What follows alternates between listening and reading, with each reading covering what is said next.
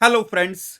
देखिए, आप में से जिन भी बच्चों ने कमिंग मई 2021 में सीए के एग्जाम्स देने हैं, तो ये वीडियो स्पेसिफिकली आपके लिए है। मींस मई वाले बच्चों के लिए है, क्योंकि आपके चाहे एग्जाम फाउंडेशन के हैं, इंटर के हैं, फाइनल के हैं, और आपके सब्जेक्ट जो 4 हैं चाहे 8 हैं, मैं इस वीडियो में आपको एक बेस्ट कैलकुलेशन देने लगा हूं, ताकि हमारे पास जो बैलेंस टाइम बचा है उसको बेस्ट वे में आप कैसे यूटिलाइज कर सको। और दूसरी बात जो मैं आपको बताऊंगा कि अपने सब्जेक्ट्स को कैसे आप बेटर वे के साथ कवर करो, ताकि आपको जो सब्जेक्ट ज्यादा बेटर वे में समझ आए और पेपर में रिकॉल जो आप उसको ज्यादा बेटर वे के साथ कर सको। तो इन दोनों पर्पस के लिए, प्रॉपर टाइम की कैलकुलेशन के लिए और मेरा दूसरा पॉइंट समझने के लिए, ध्यान से सारा वीडियो को सुनना। और मैं लेकर चलता हूं आपको मेरी कैलकुलेशन के ऊपर। पहले मैं आपको बता देता हूं सारा, एक बार अच्छे से इस चीज को समझ लेना। उसके बाद दोबारा चाहे वीडियो को एक बार प्ले करके रास्ते में पॉज करके कॉपी पर नोट करके रखना, क्योंकि बेस्ट कैलकुलेशन है जो मैं आपको सारी समझाने लगा हूं। सबसे पहला पॉइंट मेरा देखो आप ध्यान से, कि आज चाहे 11 फरवरी है, मैं ये वीडियो को शूट कर रहा हूं अपनी, तो हमारे पास फरवरी मंथ में जो बैलेंस डेज अभी अवेलेबल हैं, तो मैं मानकर चल रहा हूं कि, क्योंकि कुछ बच्चे वीडियो को शायद आज देखेंगे, कुछ कल परसों देखेंगे, तो मैं ये अज्यूम कर रहा हूं कि हमारे पास फरवरी मंथ में 15 डेज बैलेंस अवेलेबल हैं अभी, जो हम यूज करेंगे। ठीक है। उसके बाद मार्च के फुल डेज मैंने ले लिए 31, और अप्रैल के मैंने 30 डेज लिए हैं। तो टोटल हमारे पास 76 डेज इस हिसाब से अवेलेबल हैं अप टू मई 21 एग्जाम्स के लिए। हाँ, यहां पर कुछ बच्चे पूछेंगे कि क्या एग्जाम अगर लेट हो गए तो क्या होगा, होने हैं नहीं होने हैं। तो देखो, इस चीज का अभी कहीं पर भी कुछ भी हमारे पास एग्जैक्ट इंफॉर्मेशन नहीं है, तो उस चीज पर बात करके अभी हम टाइम टेबल को पहले समझे, इसलिए माइंड में वो चीज ना लेकर आना। मेन चीज समझो पहले। तो मैं यही ज्यूम करके चल रहा हूं कि एग्जैक्ट टाइम पर, जैसे नॉर्मली हमारी जो डेट शीट होती है मई की, कि फर्स्ट या सेकंड में से एग्जाम स्टार्ट होते हैं, मैं वही अभी अज्यूम करके चल रहा हूं। 76 डेज को आपने कैसे बेस्ट वे में यूज करना है। आपके 4 पेपर हैं या 8 पेपर हैं, मैं दोनों बच्चों को समझा देता हूं। सबसे पहले तो देखो, मैंने क्या जैसे 76 डेज की कैलकुलेशन की है, तो दोनों केसेस में, चाहे हमारा सिंगल ग्रुप है, मींस 4 सब्जेक्ट्स हैं, चाहे 8 सब्जेक्ट्स हैं, तो हमारे पास दोनों केसेस में टोटल 76 डेज हैं। सबसे पहले मैंने क्या लिया है कि देखिए, जब हम फाइनल टचिंग देते हैं हर सब्जेक्ट को, मींस जैसे मान लो कि अब पूरा हमने प्रेपरेशन कर ली है, तो उसके बाद अप्रैल मंथ चल रहा है, तो फाइनली दोबारा फर्दर सब्जेक्ट्स को एक बार फाइनल टच दिया जाए। तो मैं मानकर चल रहा हूं कि अगर आपके 4 सब्जेक्ट हैं जैसे, तो 3 दिन अगर आप पर सब्जेक्ट वो रख लो। फॉर एग्जाम्पल, जैसे आपका फर्स्ट पेपर मान लो 2 मई को अगर हो, तो उससे पीछे हम 3 दिन रखते हैं ना, कि फर्स्ट पेपर को 3 दिन रख दो। ऐसे ज्यूम कर लो हर एक पेपर को आप 3 दिन रख रहे हो रिवीजन के लिए। तो जिन बच्चों के 4 पेपर हैं, तो आपको 12 दिन तो वो अपने एंड के लिए बचाने हैं। जिनके 8 पेपर हैं, तो आपको 3 दिन के हिसाब से 24 डेज बचाकर चलना है। ठीक है। तो इस हिसाब से हमारे पास 76 में से मैंने 12 माइनस कर दिए, तो सिंगल ग्रुप वाले बच्चों के पास 64 डेज हैं। और हमारे जो बोथ ग्रुप्स वाले बच्चे हैं, तो आपके पास 52 डेज हैं, जिसमें आपने अपने सब्जेक्ट्स को कवर करना है। यहां तक क्लियर है पूरा। अब आगे चलते हैं। 4 पेपर वाले बच्चे, अगर मैं 4 से डिवाइड कर दूं 64 डेज को, तो आपके पास पर सब्जेक्ट 16 डेज आ रहे हैं। और उधर हमारे पास 8 सब्जेक्ट्स वाले बच्चों के पास पर सब्जेक्ट 6.5 डेज आ रहे हैं। अब मैं यहां पर आपको यह बताना चाहूंगा कि अगर मैं बोलूं कि आपने ये सारे दिन, मान लो, अब यहां पर ये ना सोचना कि एक एक सब्जेक्ट करके उठाऊं, वो मैं दूसरे नंबर पर जो मैंने आपको बताया ना कैसे प्रेपरेशन करो ज्यादा बेटर होगी, मैं वहां पर जाके बताऊंगा। यहां पर सिर्फ टाइम की चीज को समझाना चाहता हूं। चाहे आपने एक एक सब्जेक्ट करके उठाना है, चाहे दो दो करके उठाना है, दो करके उठाओगे तो मान लो 16 प्लस 16 32 डेज हो गए, है ना। 32 प्लस 32 आपके 64 आ जाने, तो इस हिसाब से मानकर चलो। अब यहां पर बात यह है कि मान लो आपने, सपोज कर लो कोई बच्चा एक एक सब्जेक्ट करके उठाता है, अब उसके माइंड में क्या आएगा कि मैंने पहले पहला सब्जेक्ट किया 16 डेज लगाकर, फिर दूसरा किया, फिर थर्ड किया, फिर फोर्थ किया। अब पहला इतना भूल चुका, मैं 3 दिन में रिवाइज ही नहीं कर सकता, मुझे तो बीच में और दिन भी चाहिए रिवीजन के।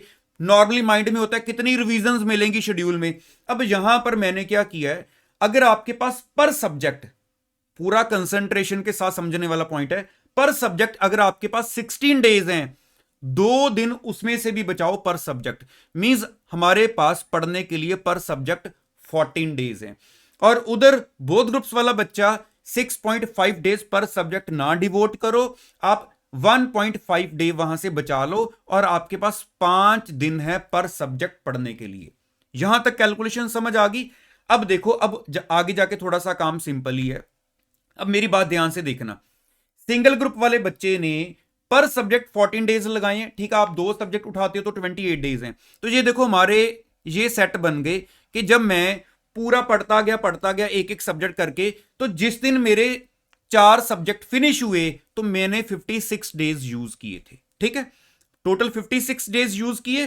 तो अभी उसके बाद सीधा मैं वो एंड वाला जो बफर डेज हैं कि 3-3 मैंने रखे थे, मैं वहां पर नहीं पहुंचा क्योंकि मैंने पर सब्जेक्ट 2 दिन बचा लिए हैं। तो इसका मतलब क्या हुआ, बीच में आपके पास 8 दिन और भी अवेलेबल हैं कि अगर आपका कोई सब्जेक्ट 14 डेज में नहीं अच्छे से हो पाता तो इन 8 में से यूज कर लेना।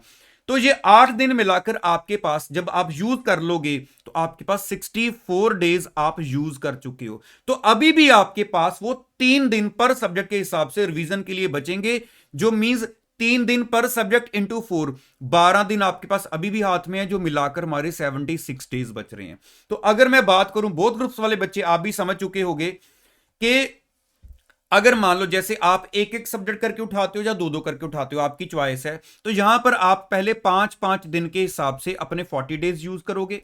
उसके बाद 1.5 मैंने आपको बताया ना पर सब्जेक्ट हमने बचा लिया था, तो 8 सब्जेक्ट्स के हिसाब से 12 दिन आपके पास ये बच जाएंगे 40 के बाद, जो आप यूज कर सकते हो। तो 52 हो गए हमारे। उसके बाद हमने 3 दिन पर सब्जेक्ट फर्दर रिवीजन के लिए रखे थे, तो 8 इंटू 3 कितने हो गए, 24। तो ये मिलाकर आपके 76 डेज हो गए हैं जो आप यूज कर सकते हो। अब यहां पर इंडिविजुअली अपने सब्जेक्ट वाइज कैसे चलना है, मैं आपको वो बताऊं कि वो बेसिकली क्या होता है कि हर स्टूडेंट का अपना अपना वे होता है, जिसके लिए मतलब बेसिकली जैसे हमारा वो लाइफलाइन सीरीज वाला सिस्टम है। तो यहां पर कॉमनली इस चीज को बताना कि कहां पर क्या करो या कहां पर क्या ना करो, अब कमेंट बॉक्स में पूछ लेना अगर आप कुछ कॉमनली पूछना चाहते हो, तो मैं श्योर आपके साथ वो वीडियो के थ्रू डिस्कस करूंगा। अब दूसरी बात पर आता हूं, कैलकुलेशन को मैं बोलूंगा आपको समझ लग गई है, कोई इशू लगे तो मुझे बता देना।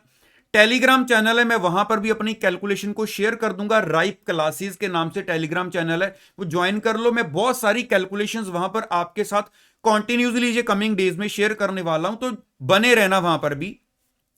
अब दूसरी बात जो मैं आपके साथ शेयर करने लगा हूं, इसको आप याद से ना कॉपी पर वैसे नोट कर लेना, याद भूल ना जाना इस चीज को, ठीक है, बहुत इंपॉर्टेंट कैलकुलेशन है। अब मैं दूसरी बात जो आपके साथ शेयर करने लगा हूं, अब देखो नॉर्मली बच्चों के माइंड में क्या होता है कि मैं एक एक सब्जेक्ट नहीं चला सकता, मेरे को बोरिंग लगता है, ठीक है। पहले हम ये सोचें कि पास्ट हमारा अगर हम कभी क्वालिफाई नहीं कर पा रहे हैं, मान लो, मैं जरूरी नहीं कहता कि हर बच्चा मान लो कि क्वालिफाई नहीं कर पाया, हो सकता है किसी बच्चे ने मई में फर्स्ट टाइम एग्जाम देने हो, लेकिन मान लो आप पहले भी क्वालिफाई नहीं कर पाए, कोई बच्चा 2-4 बार क्वालिफाई नहीं कर पाया। आप देखो कहीं यही बात तो नहीं है कि आप किसी सब्जेक्ट को देखो, एक होता है एक चीज को सिर्फ उसका एक पार्ट देखना उस चीज का। जैसे मैं बोलूं कि एक सब्जेक्ट है, मान लो आपका इनकम टैक्स सब्जेक्ट है, मैंने जिस दिन उसका फर्स्ट चैप्टर किया है ना, फर्स्ट चैप्टर इंट्रोडक्शन का होता है, सभी को पता है, फिर रेजिडेंशियल स्टेटस आता है, फिर एग्जेम्प्टेड इनकम्स वाला चैप्टर आता है, फिर हमारे हेड्स स्टार्ट हो जाते हैं।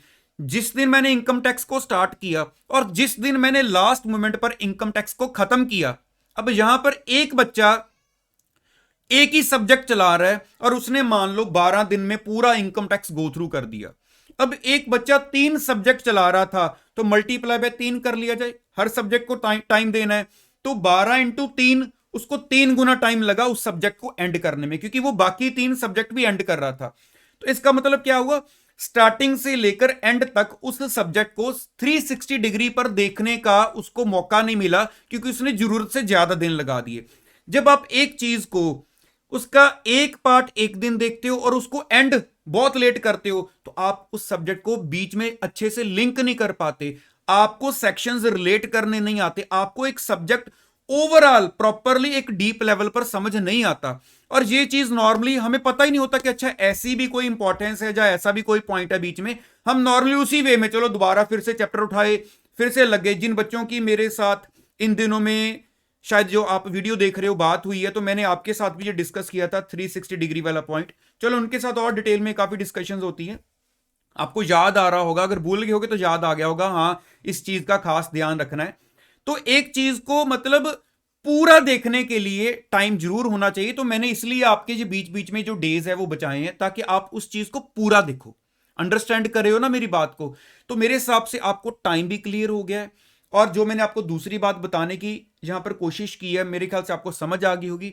बाकी मोस्ट वेलकम, आपके माइंड में जो भी क्वेरी आती है आप नीचे कमेंट बॉक्स में पूछना, तो मैं आपको साथ ही साथ रिप्लाई करूंगा, नेक्स्ट वीडियो में डाल दूंगा अगर आपका कोई पॉइंट ज्यादा कह लो कैलकुलेशन वाला या लंबा हुआ।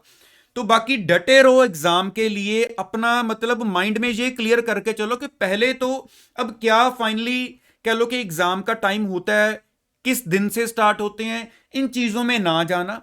आप जैसे मैंने आपको बताया कि 76 डेज अगर मैं मानकर चलूं, तो देखो एक चीज और बता देता हूं, मेरी बात को ध्यान से सुनना।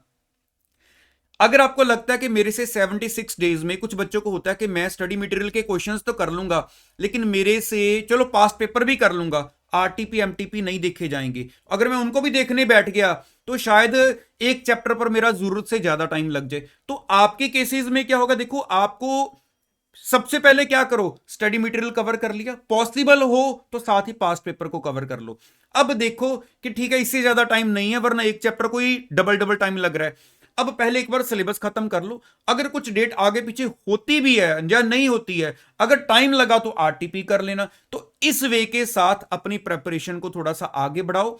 मैं तो ये बोलूंगा स्टडी मटेरियल के क्वेश्चंस को बिल्कुल भी ना भूल के भी ना छोड़ो, और पास्ट पेपर को जरूर कवर करो। आपकी जो नॉलेज है वो एग्जाम में बैठने के लिए बहुत ज्यादा इंप्रूव होती है उस चीजों के साथ। ठीक है, तो बने रहना, मैं बोलूंगा चैनल के साथ भी।